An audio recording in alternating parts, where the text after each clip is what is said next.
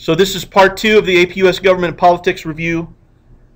Steve Miller wrote these from Walter Johnson High School. I do not believe he's a member of the Steve Miller Band. And like I said before, if he doesn't like it, he can let me know and I'll take them down. Political beliefs and behaviors of individuals. 10 to 20% of the AP exam is on this subject. This is a short PowerPoint, probably because if you remember reading in the book, there was a lot of repetitive information. A lot of this has to go with demographics. A lot of the focus has to do with what old people vote like, how they vote, when they vote, young people, African Americans, whites, Hispanics, Asian Americans, and so on. So when we're doing an overall review, we can kind of condense that a little bit. And I think that's what Mr. Miller did as well. Beliefs that citizens hold about their government and its leaders. These are the political beliefs we're talking about. Processes by which citizens learn about politics. That's political socialization. The nature of public opinion. The ways in which citizens vote and otherwise participate in political life. These are the things we're going to be looking at with this review. So beliefs that citizens hold about their government and its leaders. Going to political culture. Political culture is a way of thinking about how political and economic life ought to be carried out. An example, Americans believe more strongly in political than in economic equality. If you remember, we discussed that in, say, Scandinavian countries, for example, they put more of an emphasis on equality of results than we do. We tend to believe that as long as we have public education, as long as we have laws that prevent discrimination in the workplace, that we've done enough. And beyond that, it's up to the individual to prosper in life. Elements of the American view of the political system.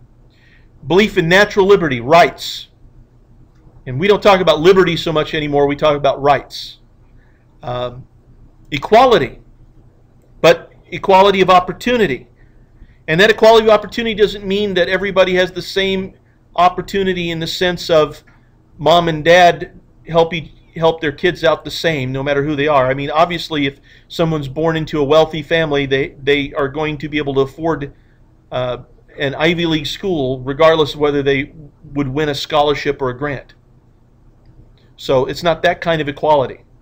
But it means the doors are open, and if you and your family can manage to acquire the resources, you can go to anything, any kind of institution and so on, if you test well and everything like that. Democracy, government is accountable to the people.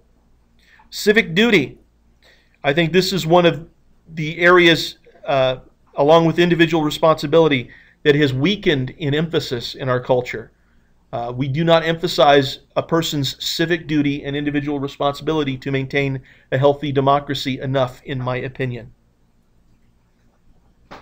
People focus a lot on equality and rights nowadays, but they don't focus on what they're supposed to do to make sure that we have equality and rights. Americanism versus UnAmericanism. There is strong evidence of the existence of a common political culture. Most everybody agrees that people have human rights in this country. Most people believe in an equality of opportunity. Most people do not agree with the idea of equality of results. Most people embrace the idea that competition is healthy and effective and produces good ends. Economic system. The American political culture supports free enterprise, capitalism, and a commitment to economic individualism. Property rights. Remember, the framers were greatly influenced by Enlightenment thinkers. And whereas in the Declaration of Independence, Jefferson said life, liberty, and pursuit of happiness, the guy that he was kind of paraphrasing was Locke, who said life, liberty, and property. Property rights are a central point of emphasis in the American political system. Think about the fact that the American Revolution was greatly over the issue of taxation without representation, which ultimately is not simply about democracy, it's also about property rights.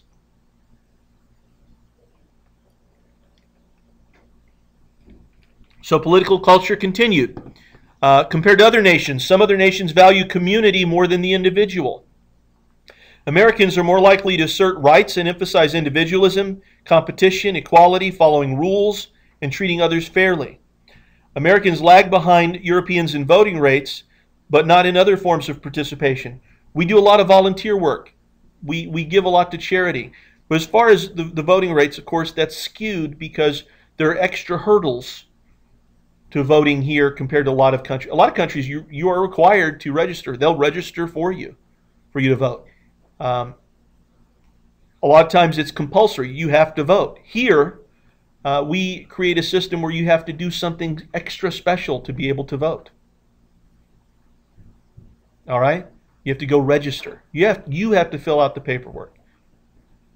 And that creates a cost that some people don't want to do. Plus, we have lots more elections because of federalism.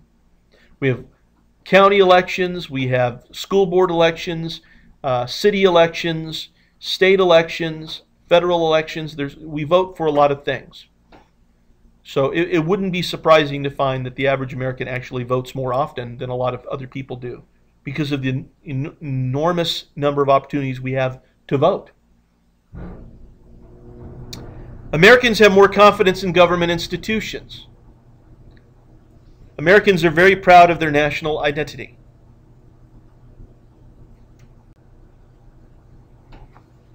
Mistrust of government. There was a kind of a golden period from World War II into the early 1960s where Americans trusted government, and more so than they had before and since. So what we've really done is we've returned to that level of mistrust of government that we had for a long time before World War II. What we're doing now is not something weird. This is normal for American political culture, this mistrust of government. But it increased since 1960s. There's less trust in the president and in Congress, more trust in state and local government. Why? The catalyst was Vietnam, an unpopular war, and then Watergate, which was evidence of a great deal of corruption. There were other elements of corruption in Vietnam. We found out over time that we'd been misled by our political leaders about the effectiveness of our policies in Vietnam, our military successes, the costs, and so on. And it upset a lot of people. But mistrust oftentimes is centered on certain people, not the entire system. So we believe the system can work. We often believe that the problem is the politicians in the system. Very common for us to think that way.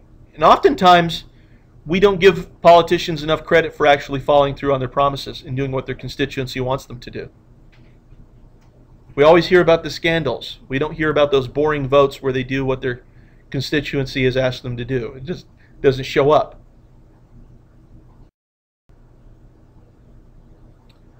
So trust in the federal government, 1958 to 1998. If you look at this, how much of the time do you think you can trust the government in Washington to do what is right? Just about always, most of the time, or only some of the time.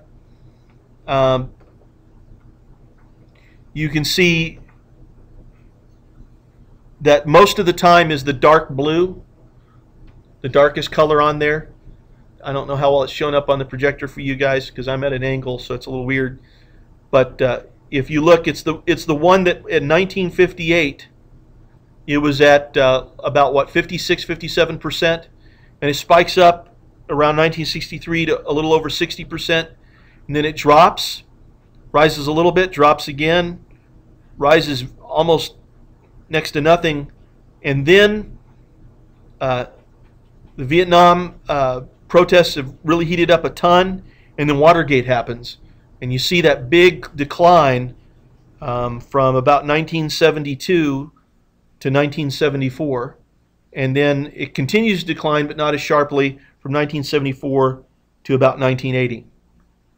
We elect Reagan. Reagan says, you know, the problem of America is government and so on, and he's going to people feel better about their government because Reagan is very charismatic, and it rises up. But you notice that even when it peaks, it goes down, just a kind of steady process. And right now, that number is abominably low because of the recession in 2007, 2008, because of the scandals in the last term of Bush 43, and then the turf battles between Republicans and Democrats, and the government stoppage and all that kind of stuff, and the propaganda machine on both sides on cable news, which I think's done a lot of damage to trust in government, but makes people money. Processes by which citizens learn about politics. So, origins of political attitudes, the role of family. Party identification of the family is usually absorbed. Younger voters are less partisan. Children are less influenced on policy questions than on party identification. So they tend not to think about why they vote so much. They just identify with their party. Oh, by the way, when mom and dad disagree, the kids usually go with mom. That's been the trend on party identification. If mom is a Democrat and dad is a Republican, and they have 5 kids, chances are more of the kids will be Democrats than Republican. That's what the studies show. Mom has more influence on your political views than your dad does in a typical family. That may be dated information because in the last 10, 15 years, dads are becoming much more active in child rearing, raising. So that may have changed those numbers if they do another study. Might be a little different now. Religion. Religious tradition impacts political beliefs. Catholic families tend to be more liberal on economic issues than Protestant families. Jewish families are more liberal on economic and social issues than Protestants. Gender gap. Men have become increasingly more Republican since the mid-1960s. Women have stayed basically at the same rate in the Democratic Party. The result today is that women vote Democratic more than men. Or the other way you could argue is the result today is that men vote more Republican than women.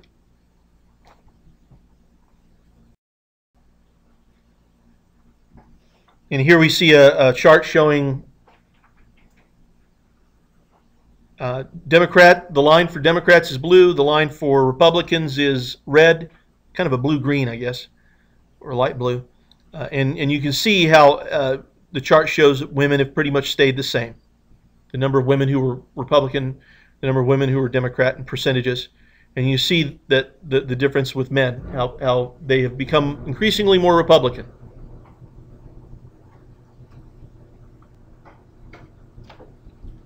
Origins of political attitudes. Continued education. College education has a liberalizing effect. The more highly educated people are, the more likely they are to be liberal. There are some caveats. People who attend business school and get MBAs aren't necessarily part of this trend. But people who have liberal arts degrees and scientific degrees tend to be liberal. Business degrees tend to trend more conservative than the other degrees do, which makes sense. Cleavages. Social class is less important in the United States than it is in Europe. Region. Remember, cleavages has to do with breaks, divisions. Region. Political views today less regionally distinct than in the past. Used to be that you had a much better sense of political differences between North and South, especially during the Civil War, right? But now that's not quite as important. There's been a lot of movement, people moving around. A lot of people from the North have moved to the South in the last 30, 40 years. White Southerners are less attached to the Democratic Party today than in the past, obviously. Social conservative but economically moderate Democrats in the South have become Republicans and have become more economically conservative as they've become Republicans. Ideology. An ideology is a coherent set of political beliefs. A political ideology is a coherent set of political beliefs about who ought to rule, the principle they should obey, and what policies they ought to pursue. So liberal versus conservative on political ideology. On economic policy, liberals favor more government involvement in the economy and conservatives want less. In civil rights, liberals favor strong federal action to ensure civil rights. Conservatives want less federal action. So, for example, liberals like affirmative action, conservatives don't. Public and political conduct. Liberals are more tolerant on personal behavior issues, conservatives less so. Although this is kind of complicated, because if you go to a campus, a college campus that's considerably liberal, they tend to be intolerant of intolerant views, if that makes any sense. And they call it being sensitive. You need to be sensitive. Yeah, I've always been a little disturbed by how far they go with that sometimes. Most people consider themselves moderate, which is somewhere in between liberal and conservative. So the nature of public opinion. What is public opinion? Attitudes, perceptions, and viewpoints individuals hold about politics and government. And it's hard to know what it really is because a lot of times the public is ignorant of what's going on. For example, there was a monetary control bill that was being passed that they're talking about here. Most people didn't even know it was up for consideration, so they didn't have an opinion. So it can be very difficult to figure out what public opinion should be. And they won't act like they don't. We've all seen Jay Leno and Kimmel and guys like that who interview people and ask them what they think about something. And sometimes they make up what it is they're asking them about. And people will still state that they have an opinion about it, even if it's completely fictional, and because nobody wants to look like they're dumb or uninformed. So they'll try to bluff their way through it and act like they know what they're talking about and have an opinion. Public opinion also is unstable.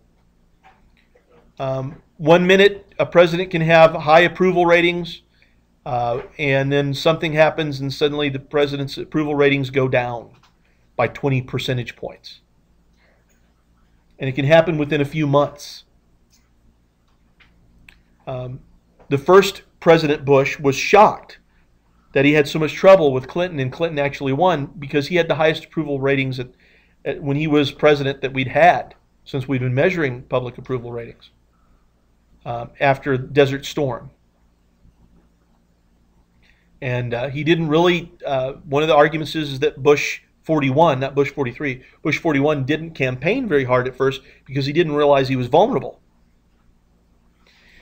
All right, wording of polling questions affect outcome. Another problem is when you're trying to figure out public opinion and you look at polls, you need to look at the poll. Don't just look at what they say the results of their poll are. Look at what they actually asked and how they actually asked it, or else you won't get a good sense of what that poll really means, because they can ask loaded questions. For instance, for some strange reason, MSNBC polls tend to produce results that look a little bit better for Obama, and Fox News polls tend to produce results that look a little worse for Obama. You can manipulate polls. Absolutely, you can manipulate. Who you want that. Right, you can manipulate the wording. So you know, it's not just about tricking people. You can load the question in such a way as to give them cues as to what you would like them to say. And if there are people who don't have strong opinions about it one way or the other, they'll follow your lead. They'll make you happy. People should never be answering a poll trying to make the person asking the question happy. That will mess up the results. Characteristics of public opinion, saliency. Another issue is just because somebody has an opinion about something doesn't mean that it's a priority of theirs. Saliency, how important an issue is to a particular group, i.e. Social Security to senior citizens. Most people who aren't senior citizens don't think Social Security is that big a deal to focus in on. You know, they're not going to make it the biggest priority. Senior citizens, if Social Security is threatened, chances are whoever's threatening it is not going to get their vote. Period. Intensity, how strongly people feel about an issue. The NRA members are much more strongly against gun control than the average person is in favor of it. So people who are for gun control usually don't really have a strong passion for it, quite like the guys who go hit the gun ranges and put stickers all over their cars. You know. Stability, how much does opinion on an issue change over time? You know, how long is this a strongly held, constant belief that's going to stick around, or is this one of those issues that people don't really have a fixed opinion for a long time about? So stability, opinions can fluctuate. Intensity, how strongly do you feel about it? There are things that I don't like, that I don't care that much about one way or the other about other people doing it. So I don't like to eat liver. That doesn't mean I want to pass a law that makes sure that nobody else gets to eat liver. It's kind of a really weak example of intensity, but there you go. The ways in which citizens vote and otherwise participate in political life. Voter turnout. U.S. has lower voter turnout than Western European democracies. But when you compare registered voter turnout, the United States is in the middle of Western European democracies. Registration is not easy in the United States. It's automatic in many Western European democracies. And by measures of political participation other than votings, Americans participate more than Europeans. We give more money to campaigns.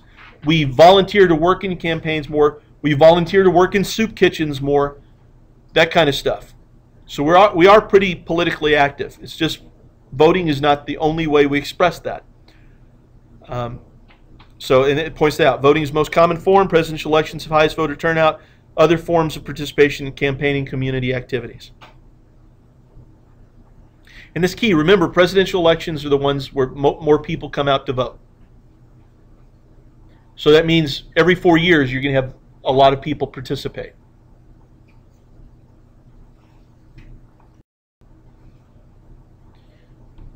Okay, so how do people register to vote? Others, 26.1%, 33.1% is motor vehicle. Offices, 29.7% is by mail. And you can see other options. Military, 0.2% on base. 0.4% through disability services. 4.2% state designated sites. 6.3% public assistance offices. So most people either pick up a form and mail it in, or they fill it out at the motor vehicle, and then there's a quarter that does it in some sort of weird way.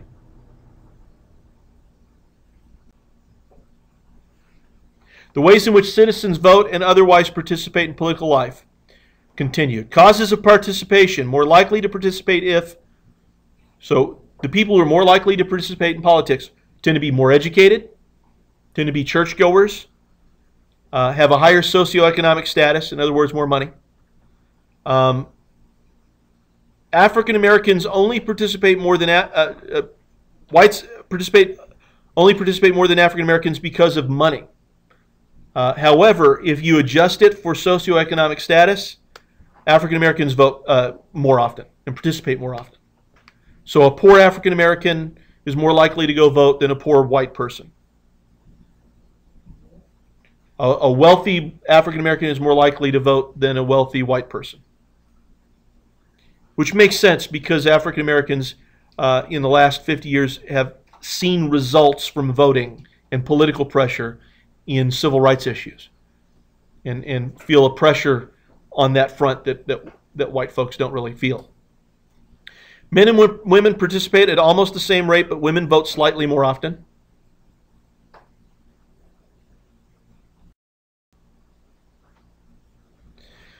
Voter participation in presidential elections, 1860 to 1996.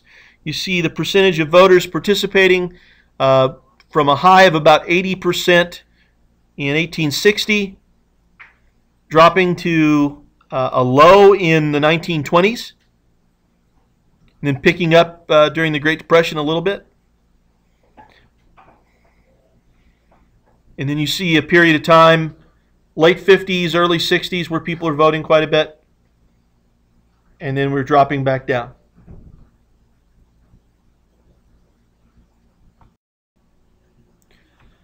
Voter turnout in presidential elections by age, schooling, and race. And hopefully you can see the difference there. You can see older folks tend to vote more often than younger folks. And it's very, very clear. Look at that middle one on schooling. Those lines. It's just straight up. The people who didn't graduate high school vote the least, and did have all the way through this chart. Then it's high school graduates. Then it's people who have some college, and then it's people who have 4 years or more of college. And then race. This is not adjusted by socioeconomic status. This is just all the white people, all the African American people, all the Hispanics. Hispanics tend to vote much less.